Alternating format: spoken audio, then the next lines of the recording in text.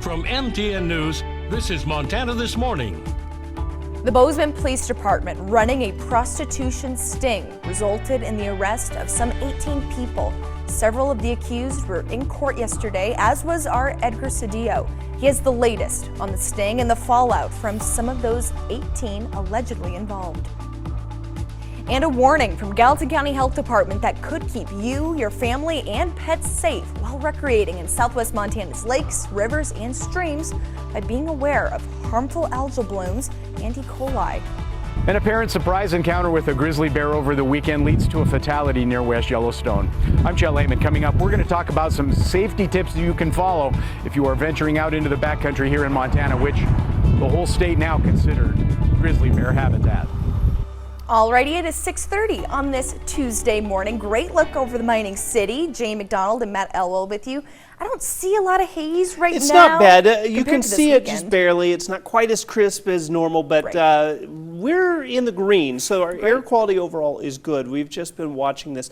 It's mainly areas off to our north that are seeing some of the worst air quality as it stands. And there's been some improvement. We're down to the unhealthy for sensitive groups just to the east of Missoula. We're going to continue to monitor this, but we'll see a little bit of haze in our skies over the course of the next few days. Temperatures still into the 50s and 60s this morning. It's a relatively warm start to the day, and that means it's going to take no time at all for our temperatures to take off under mostly sunny skies through the afternoon. Rain chances are pretty slim for most of the area. Expect our highs to be near the 90-degree mark as you get into the afternoon today. We are seeing more wind as you go into the afternoon as well, but a cool down is on the way. We'll talk about the effects that may have on the rest of your week in just a few minutes. All right, thank you very much, Matt. Right off the top, the Gallatin County Health Department and the Gallatin Local Water Quality District say people should be on the lookout right now for harmful algal blooms and E. coli. Highlight Reservoir, Grove HOA Pond, and Hebgen Lake are three locations where caution advisories are posted. The Gallatin Local Water Quality District is performing local testing through its recreational water monitoring program. Now, those test results are posted on the GCC HD Water Quality page, and the Local Water Quality District wants to make sure you, your family, and pets stay safe while recreating in lakes, rivers, streams in and around Gallatin County. Now, you can find more over on our website on how to report a suspected algal bloom. And 18 men arrested over the past few days at a Bozeman hotel, all accused of going there to pay for sex. As MTN's Edgar Cedillo reports, police say they were surprised at just how many arrests they made. It's at this hotel off Baxter Lane where the Bozeman Police Department arrested 18 people over the weekend in a prostitution sting operation. I would say that in a lot of ways it's a bigger problem than what most people probably realize. The fact that we can identify 18 people in just a few days that are participating in this sort of thing should give us pause. After a 3-day sting operation that Bozeman police set out to see just how big the issue of human trafficking is here in Bozeman, and even left Captain Detective Dana McNeil surprised. Part of why we do these operations is to help identify just how big a problem it may be. According to Captain McNeil, the legislature increased the penalty for prostitution, making the first offense a felony across the state. He says that this also motivated the department to take a closer look at human trafficking. So these investigations can be very complicated. They obviously use social media and technology to facilitate them. McNeil says detectives work with those on the front lines just to find out what social media sites are used to meet people and even to track down lingo that is used to fly under the radar. To us to identify people who are on all sides of this issue with human trafficking and exploitation, for whether that be the people providing those services, the people that are exploiting others, or the people who are patronizing those services.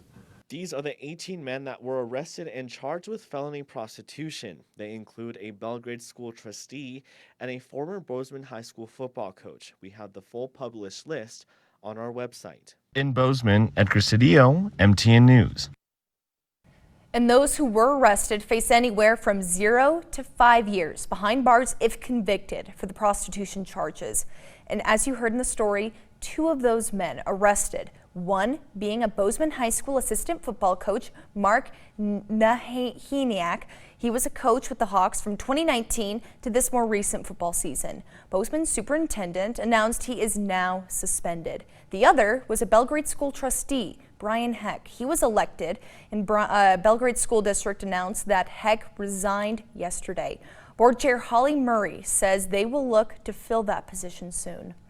And a morning jog near West Yellowstone turned to tragedy over the weekend. As Fish, Wildlife and Parks now investigating a grizzly bear attack. This popular trail on the Custer-Gallatin National Forest remains closed. And as of news time, the bears involved are still in the wild. Saturday morning, a hiker reported a body on the Buttermilk Trail west of West Yellowstone. Fish, Wildlife and Parks and law enforcement went to the scene and found grizzly bear tracks of an adult and at least one cub. The person who died had wounds consistent with a bear attack. They appeared to have been alone during the encounter.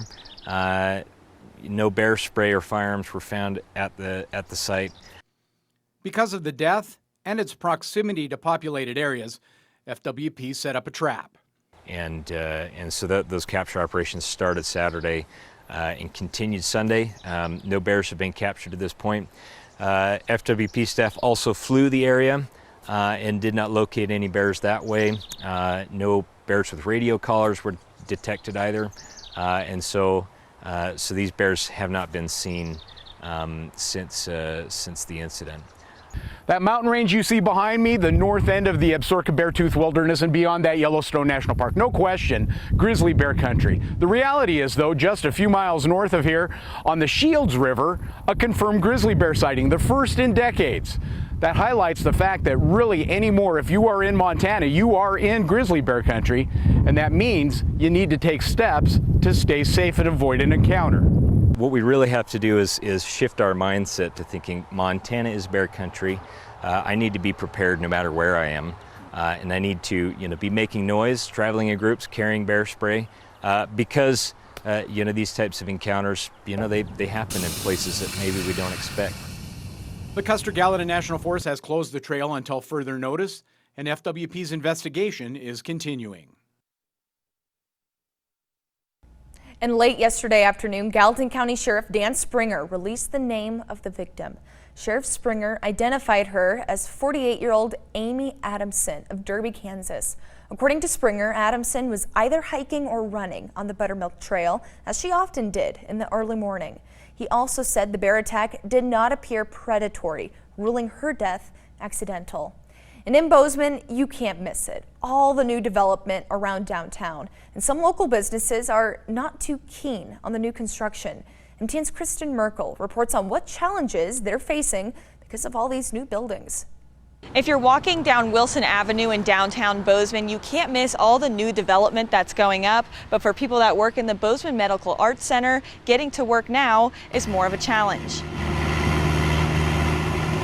There's been actually a couple instances where I've been late to school because there's not enough parking or people are blocking off the road, so we have to find an alternate route. 18-year-old Cadence Walker is studying at the Amara Advanced School of Aesthetics. She says getting there is a bit of a hassle. I've seen so many people almost get in accidents between all the cars that are parked on the road and trying to get around the corner when it's a one-way. Walker and the Amara School are not alone in the Bozeman Medical Arts Center. Medical eye specialists are also taking a hit with all of this construction surrounding them.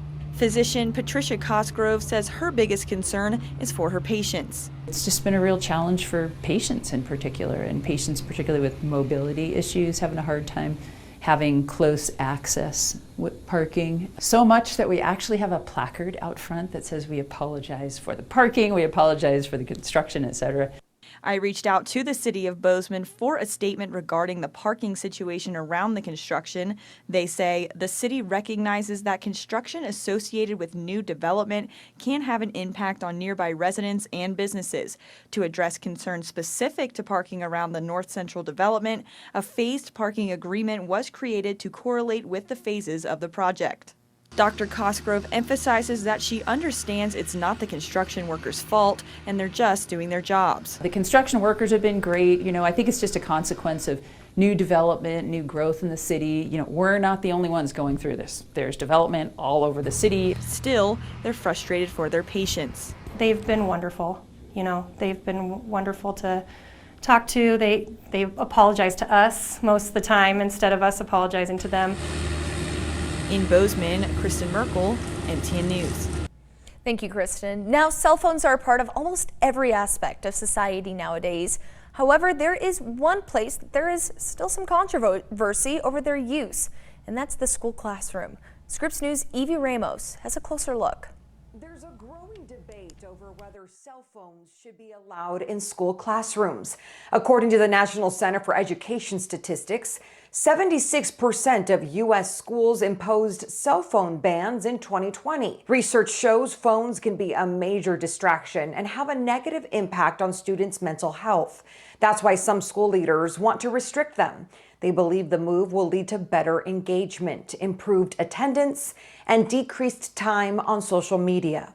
One technology expert agrees with those sentiments and is calling for a special nationwide ban. We're calling for phone-free schools where kids come into the school day, drop off their phones in a phone locker, and at the end of the day, they get their phone back, or that they use some sort of lockable pouch. With recent school shootings like the one in Uvalde, some say it's important for students to always keep their phones handy for safety reasons, although others say that may not be the best option. Using cell phones during these kinds of emergencies actually increase safety risks.